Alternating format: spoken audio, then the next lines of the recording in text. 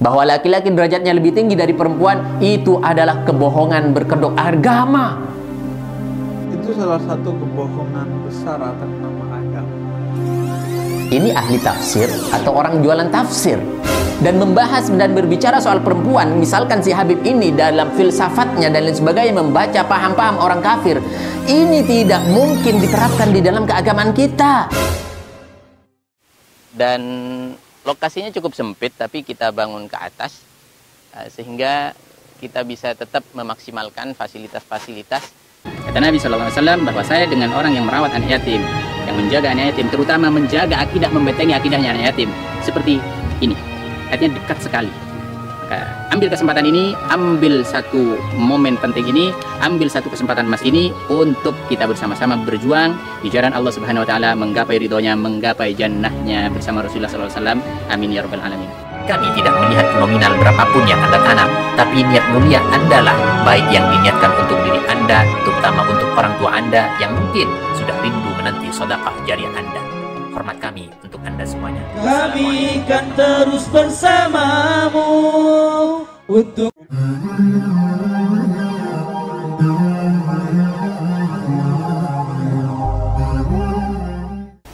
Assalamualaikum warahmatullahi wabarakatuh. Sahabat kaum muslimin, subscriber channel Penting Akidah dimanapun Anda berada. Pada kesempatan ini saya akan menyampaikan dan sekali lagi meluruskan.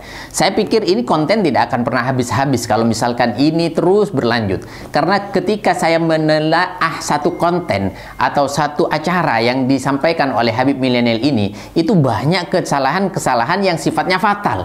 Tidak mungkinlah setiap saya nemu satu persoalan lalu saya tabayun ke sana. Tidak mungkin kalau misalkan satu konten ada 5 kesalahan, 5 kali saya berangkat kemana, di mana saya, wallahu alam, kecuali ada di Bondowoso, di rumah kelahirannya, saya bisa berangkat ke sana karena keluarganya juga sering ke sini, dan juga dari Bondowoso sendiri, dari Bani Al-Haddar, keluarga Al-Haddar, dari marga Al-Haddar juga sering ke sini, datang ke sini. Saya sampaikan kepada Anda semuanya. Maka dari kesempatan ini saya mari kita fokuskan kepada apa yang menjadi pokok persoalan dan apa yang menjadi pokok pijakan kita di dalam beragama.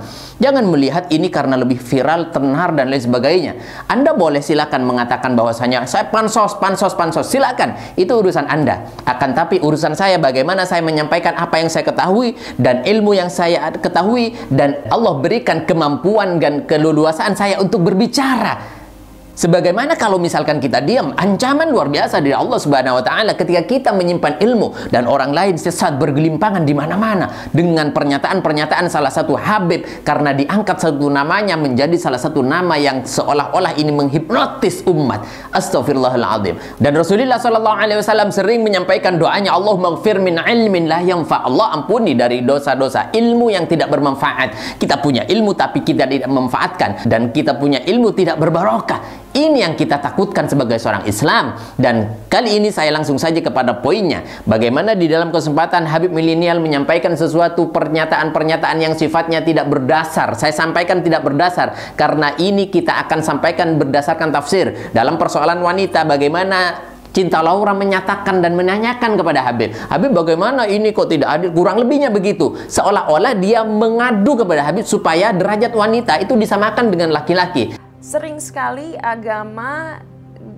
disebut bahwa berbasis patriarki dan juga menempatkan perempuan di bawah laki-laki. Gimana tanggapan Habib soal itu? Itu salah satu kebohongan besar atas nama agama. Agama lahir sejak awal, salah satu visi utamanya adalah untuk mengangkat derajat perempuan. Misalnya, khutbah terakhirnya Nabi Muhammad disebut sebagai khutbah wada, punya beberapa poin. Itu adalah poin terpenting dari agama, dan salah satu poinnya adalah derajat wanita setara dengan laki-laki. Dan ini tidak akan pernah terjadi sebagaimana kodrat Allah Subhanahu Wa Taala sampai kapanpun. Ketika kodrat dijalankan, wanita di dalam porsinya, laki-laki di dalam porsinya, sebagaimana disampaikan oleh Allahumma yarham Kiai Maimun Zubair, seorang yang hebat, seorang anak yang hebat. Pasti ibunya setelah ditelusuri adalah orang yang taat beragama dan tidak tahu terhadap duit. Kurang lebihnya begitu. Apa maksudnya? Perempuan yang ditanyakan seperti Cinta Laura, perempuan untuk bekerja dan lain sebagainya. Haknya bekerja itu ada di dalam laki-laki. Perempuan silakan boleh bekerja dengan catatan-catatan yang banyak dan rinci alias tafsil. Maka pada kesempatan ini saya sampaikan, dalam pernyataan Habib Milyan tersebut mengatakan bahwasanya ar-rijalu qawwamuna 'alan nisa, bahwa laki-laki derajatnya lebih tinggi dari perempuan, itu adalah kebohongan berkedok agama. Ini ahli tafsir atau orang jualan tafsir.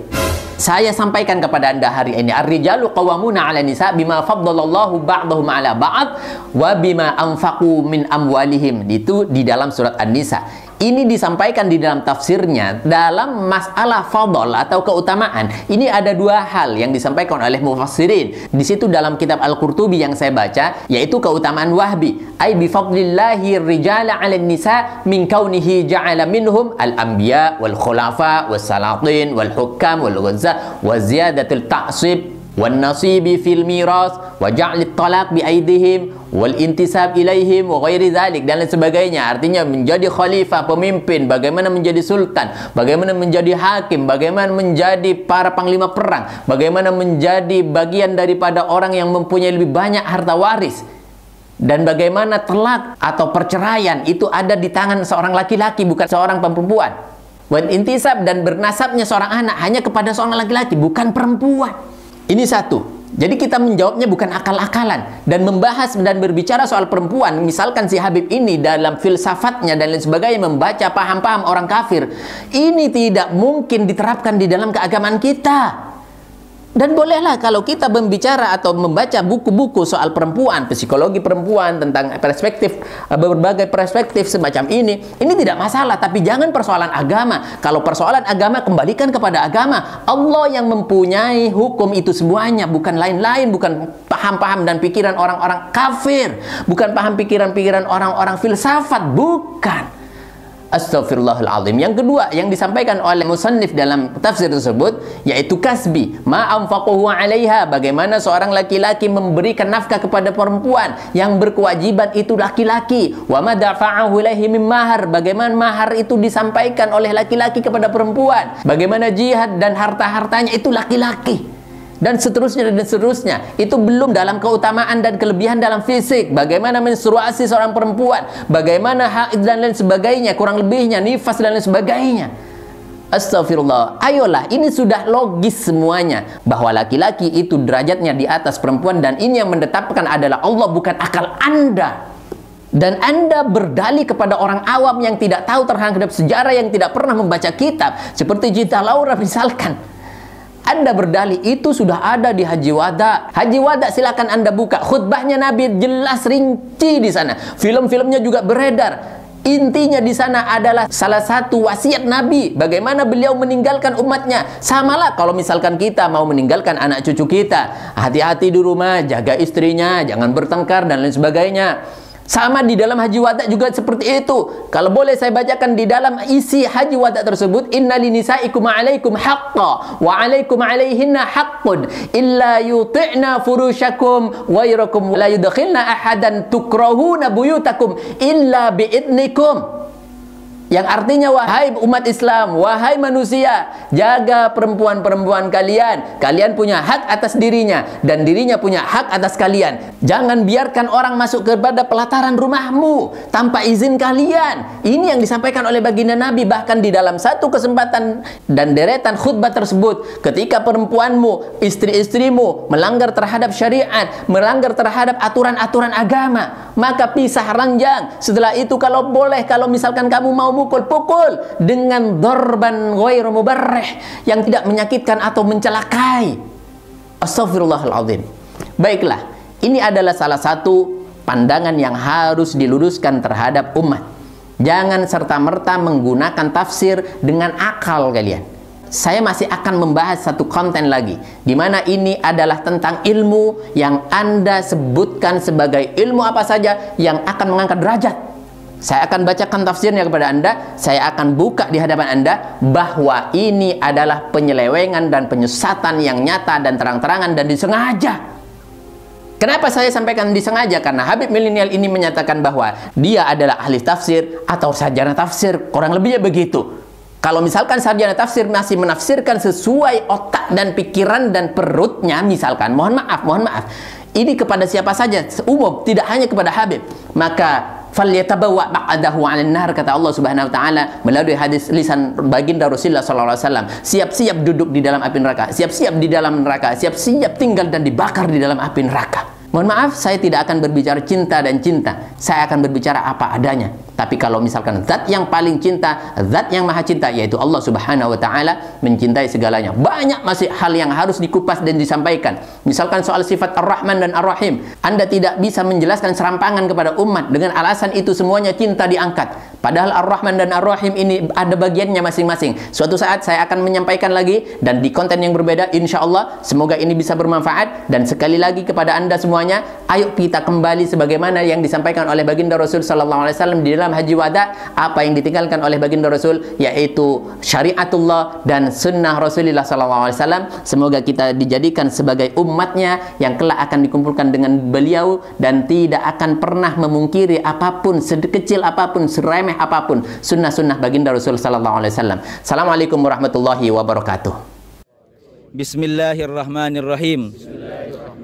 Saya berniat membangun pesantren ini, mengembangkan pesantren ini sebagaimana niat Rasulullah sallallahu alaihi wasallam,